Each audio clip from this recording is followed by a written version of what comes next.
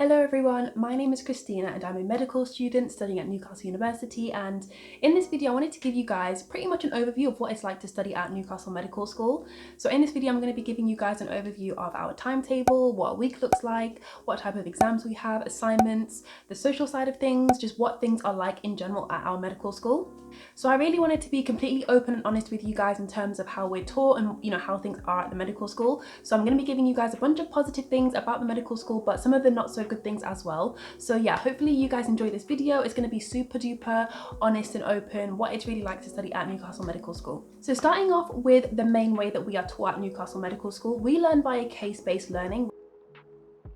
Out of traditional, integrated and PBL, I think CBL, which is case-based learning, that kind of comes under the category of integrated, and it's not that popular. Not many medical schools use it, but honestly I think more of them should. So the way case-based learning works is that we have 13 cases in year one, and each case is pretty much just kind of a story or a bit of like information about a patient or two. So for example, in case 6 we learned about a little boy with asthma, and it kind of just painted the picture of this little boy has been playing some sport at school, but he's struggling now because he's got breathing problems. He goes to the GP and the GP tells him that he's got asthma, and these are some of the tests that he does, for example the peak flow test. And we also learned about another patient who was a bit older. I can't remember exactly the details, but this patient had COPD and they had also some breathing problems, and pretty much that case paints the picture for everything that we're going to learn over the next few weeks. So in our lectures we learn all about the physiology of the lungs, the anatomy of the lungs. We learn about the different pathologies that happen with the respiratory system, and in our anatomy sessions they were pretty much all based on and focused around the lungs and the respiratory system.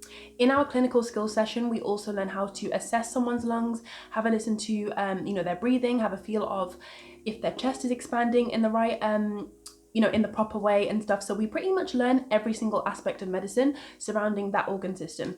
So every single case 1 to 13, will be based on a different area of medicine. So for example, it could be the heart, cardiovascular system, or it could be the GI tract, or it could be hormones, so endocrinology, it could be genetics. And when we learn that case, we pretty much touch lots of different areas of medicine in that area. I love CBL because it means that you get a really good overview of everything in that field of medicine. So rather than just being taught like a bunch of physiology of from lots of different areas of medicine, and you have to piece together the physiology and the anatomy, you have to like make sense of everything. I like how for us it's pretty much already done for you. So when we did case 8, that was all about skin and eczema, psoriasis, skin cancers and stuff. We pretty much learned lots of different skin diseases all at once. So we did all the physiology, the pathology and the anatomy as well. And I just think it makes a lot more sense when you kind of touch all bases in a certain area and then you touch all bases in another area. I just think it makes a lot more sense, and I think it prepares you for actual life as a doctor. I think it just paints a really good picture of that certain medical disease or that medical illness, because you've learned pretty much all the different areas surrounding that organ system or that area of medicine. So then when you get a patient with that illness, you just have a really good idea of all the different things surrounding it. I hope this makes sense, but pretty much each case is about a certain organ system. It's normally like a little story about a patient, and then that's just literally the springboard for everything that we'll learn. So at Newcastle Medical School we also have some amazing facilities. So I first came to Newcastle in year 12 on an open day, and it really stood out to me because of the facilities that we had. So we have some amazing lecture theatres, a great clinical skills lab. We have a dissection room where we learn anatomy, which I'm going to talk about a bit more later. We also have a bunch of libraries as well. I went to quite a few universities during year 12, like during the open day season.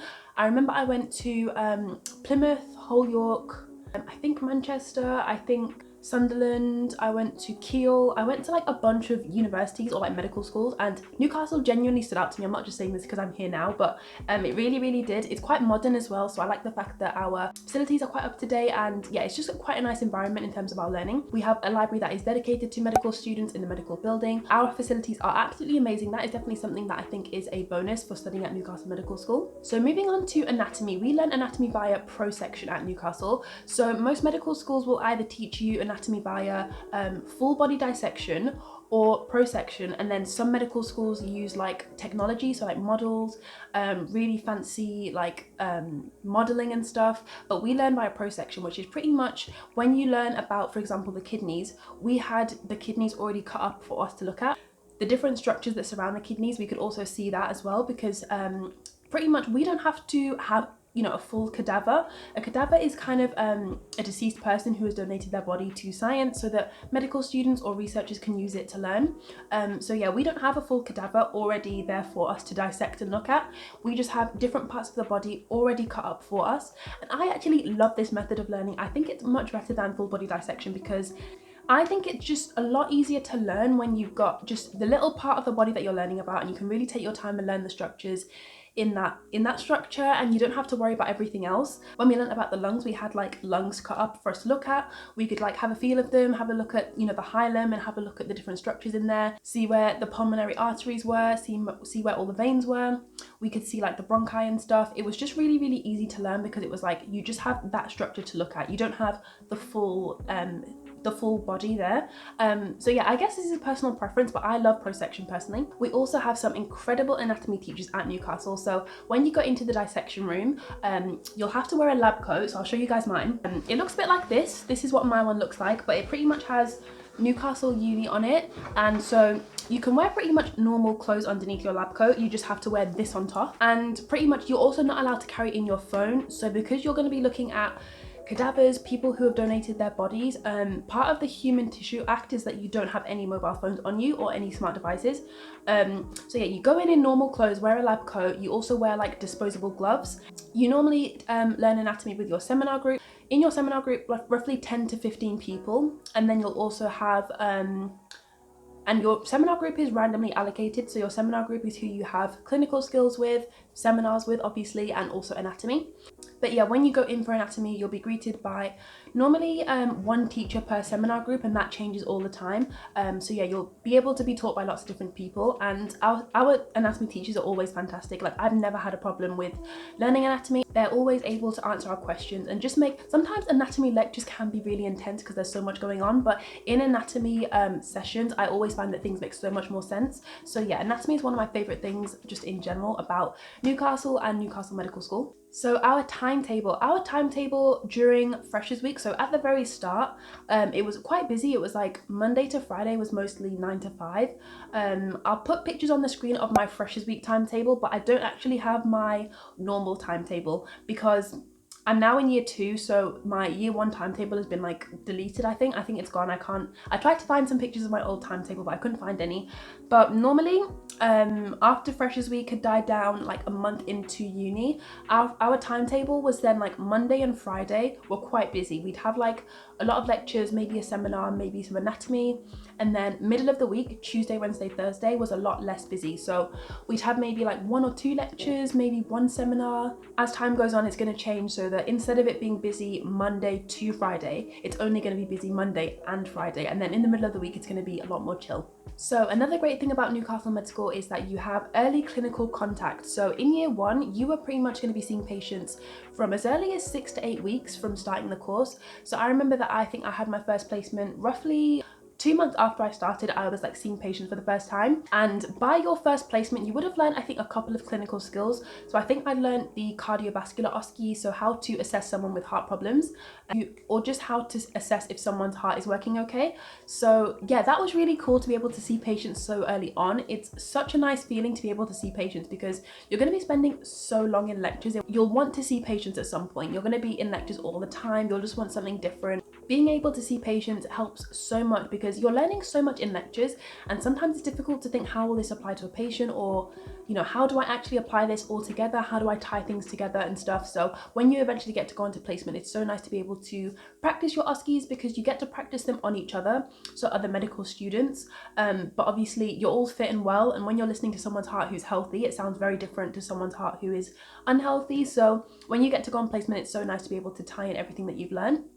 At Newcastle, we call our placement ECCEs. So ECCE stands for Early Clinical and Community Experience. So if I alternate between saying placement and ECCE, it's just because they're the same thing.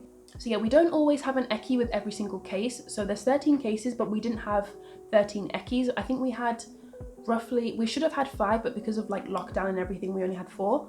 But yeah, if you're in the middle of a respiratory case, you'll tend to go to a respiratory ward on your placement. So that means that when you're learning like the respiratory stuff, you're able to kind of tie in everything you've learned onto respiratory patients, which is quite nice. So moving on to exams, I can only speak for first year in terms of exams because I'm not quite sure how things are going to change in year 2. I know my exams are going to be in a similar format, but yeah, for year 1, your exams are going to be you're going to have 3 different points in the year when you're going to be assessed. So you'll have October, January and May exams.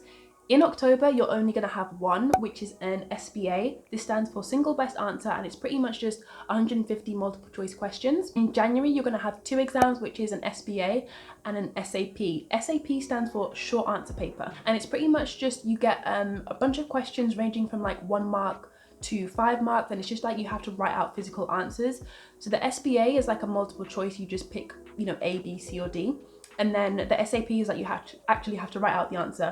The SAP paper tends to be more of the social science side of medicine. And then your last exams in May will be an SAP, an SBA and an OSCE. So for my year, we didn't have the May exams, we just had an online one. So I'm not quite sure how this will change in the future, but yeah, that is how it would normally look like. In terms of our assignments, we had 3 assignments in first year, but in year 1, we had 1 assignment in October, which was a leaflet. We had a list given to us of a list of diseases, and we could pick one disease and we had to make a leaflet based on that disease, kind of just talking about what the disease was, what the treatment for it was and stuff like that.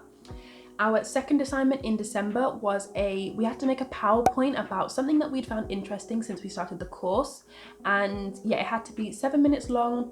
We had 3 minutes of questions afterwards, and then yeah, you just did that to like a small group of people, I think like 10 to 12 people. And then in March, our last assignment, this was an essay that we had to write about lots of different things in the kind of social science side of medicine, and we had to relate it to a lot of the different patients that we'd seen on our ECCIs as well. And I think that essay was like a few thousand words, so yeah, it wasn't too bad. We had loads of time to prepare for all of these assignments. So I did want to quickly mention just the topic of feedback, because this is something that I didn't going into medicine from A-level, this was something that took me a bit of time to adjust to. So when you're studying at school or college, I think you're quite used to having your teachers tell you like, you know, Christina, you need to work on this, or, you know, Christina, you need to make sure that you improve on this and stuff like that. You do have to be proactive in terms of getting feedback and just taking it upon yourself and being independent and finding out, you know, what your weaknesses are and what you can do to improve. I think in the first few weeks, you will figure out like which lecturers to go up to, or, you know, when to speak to your supervisor when you need help and stuff like that. You do get a supervisor as well, so they're always there if you want to turn to them. But so yeah, going from A-levels to medicine is a bit of a jump, and I think it took some time for me to get used to, but I'm definitely more proactive now in terms of finding out what I need to work on and where I can improve.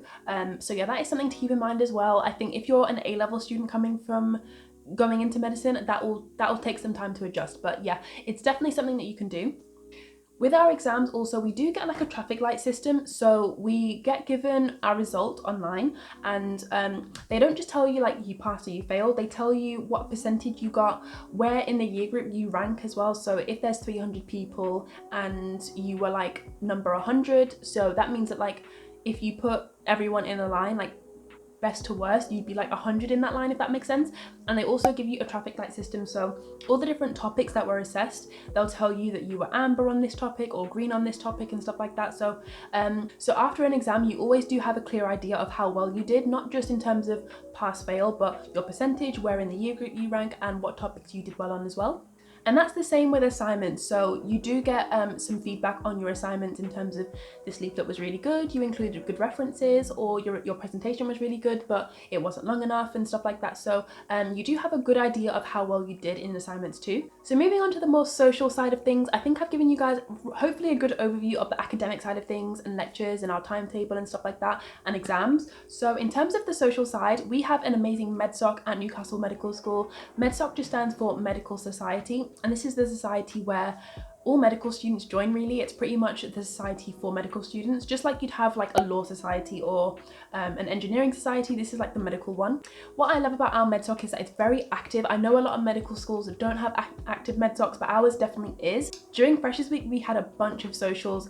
We had a bunch of bar crawls as well, which were always fun. I think they do a lot of events during Freshers Week to try and get everyone out and to try and get everyone to meet new people and stuff. But even like throughout the year, there were loads of events as well. We had like the Christmas ball, I think we were meant to have a summer ball, but it got cancelled. And we also had like a boat party, I think in like January time, March time, I can't remember. And yeah, there's always loads of events. We also have a free bar every single Friday. So when you join, you pay like a membership fee of like £100. But it's £100, which is a lot, but it covers 5-year groups. Yeah, you pay £100 for the membership fee, which does sound quite a lot, but it covers like your time from year 1 to year 5. So it's £20 a year, which isn't too bad. And also it covers the free bar. So every single week, most weeks actually, they pick a different bar in Newcastle, and pretty much you can get one drink, which is diesel, I think. And yeah, you can get unlimited drinks of diesel until the bar tab runs out. So that is always really popular. So if you're into drinking, then you'll definitely get your money's worth from the MedSoc membership. But we also have a bunch of other events going on. There's obviously other medical societies, for example, orthopedics, surgery, pediatrics, GP, and stuff like that. But this is kind of like the more social one. So there are academic medical societies, but this is just like the social one. But yeah, our MedSoc is very active, which I don't think is the case for other medical schools. So keep that in mind if you're someone who does enjoy like going out and stuff. Another great thing about our medical school in terms of like the social side of things is that you're always meeting new people. So because our year group is so huge, we have, as I said, over 300 people.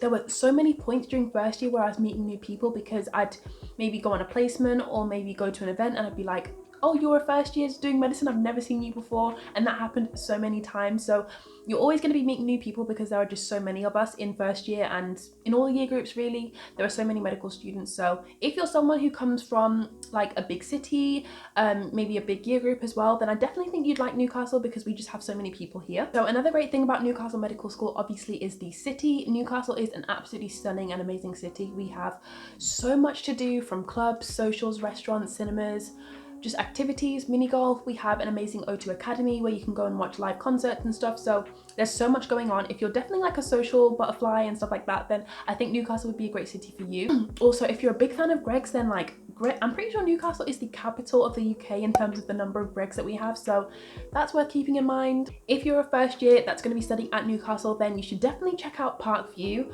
Parkview is pretty much just one of the university's accommodation, but it's literally next door to the medical school. So I unfortunately didn't get into Parkview because I think it's like quite popular, lots of people want to go there, but it's literally like 5 minutes, if not less than that, from the medical school. So you can literally like roll out of bed, quickly get dressed, and then be on time for lectures, and I would still be like getting ready, walking there and stuff like that. So, and it's really modern. Parkview is like, it's brand new, I'm pretty sure. So yeah, it's such a nice accommodation. Another thing in terms of like having a jump between A-levels and medicine is that you might be used to going to all your lessons during A-levels and then studying all that material and then being able to do really well in exams. At university it's a bit different because you do have to do a bit of wider reading in terms of you do have to do a bit of wider reading if you want to do well in your exams. When I did my October exam, my very first one, I remember thinking like, how has that happened? I went to all the lectures and stuff, but I think part of university life and medical school life is just that you do have to incorporate a bit of independent study and wider reading in your just in your studying in general if you want to do really, really well. In my January exams, I noticed that I did a lot better because I did a bunch of wider reading. And so yeah, I didn't do absolutely loads of wider reading, but it was just like after every lecture, I'd try and find out, is there anything missing? Is there anything that wasn't covered?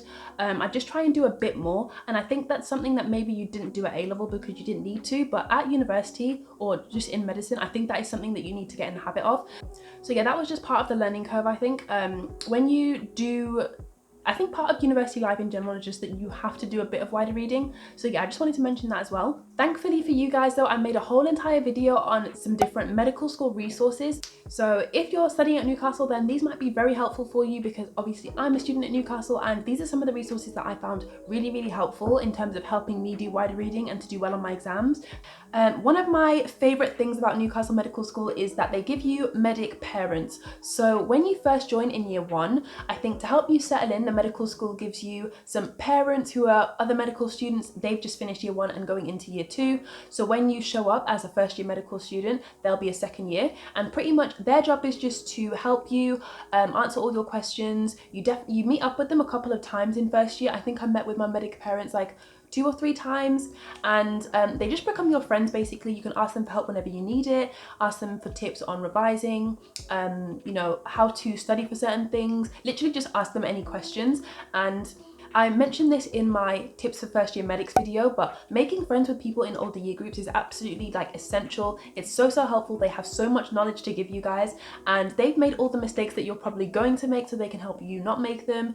It's so good to be friends with people in above year groups. So at Newcastle, they make it super easy for you. They pretty much just give you some people in the above year group who want to help you and answer all your questions. So yeah, having medic parents made first year so much more easy for me.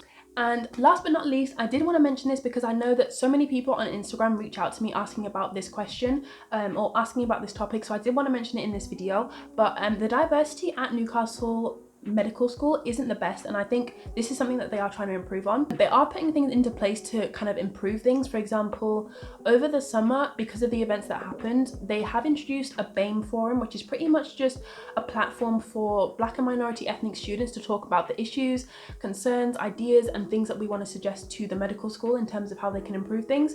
So I remember I took part in this, and I had a conversation with a bunch of other students about how we felt about our learning and teaching, and if there's anything that we could improve on. And that was really helpful. I do think they're going to take actionable steps to improve things next year and the year after. Hopefully for you guys watching, if you're watching in year 12, 13, by the time you guys get here, things will have improved. So for example, just to explain like some of the things that they're going to improve on, when we learned about case 8 is all about skin diseases. I think I mentioned it's all about eczema, psoriasis, so obviously like rashes on the skin. But when we went to lectures and stuff, all the pictures were on like people who were like pale, like white people. But we brought this up in the BAME forum, and they said that they're gonna include pictures of people with darker skin, people who have different types of skin. So going forward in the next few years, they are going to improve on this, and they're going to include pictures of people with darker skin, people from Asian backgrounds, Black backgrounds, so that as medical students, we know how to diagnose these issues and skin diseases on people of all different skin colors and skin types. So I think this is amazing. I'm glad that they've done this. So yeah, if you are worried about the diversity at Newcastle Medical School, I'd say don't worry about it too much. It's difficult. I don't have any stats. I wish I did, because I know a lot of people ask me about this, so I know it's like something people want to know. The university as a whole is trying to improve things as well, so they've introduced this social justice page on their website, which is pretty much showcasing what they plan to do and some of the things that they're working on in terms of making the university more inclusive and more diverse. So I do have hope that things are going to improve in the future. So I really hope you guys enjoyed this video. I hope I touched on pretty much everything. I didn't want to leave anything out. I wanted to touch on like social life, academics, timetable, accommodation, just everything. So hopefully I've given you guys a good idea of what it's like to study at Newcastle Medical School. I'm actually moving to uni this week, so I'm going to be filming a bunch of day in the life videos, week in the life videos and stuff like that. So make sure you stay tuned for that and make sure you subscribe. Don't hesitate to comment down below any questions that you have. I always reply to everyone's comments, or feel free to DM me on Instagram or Twitter or anything like that. I love getting messages from you guys, so don't hesitate to ask me anything over there. And yeah, I really hope you enjoyed this video. Thank you so much for watching. Bye!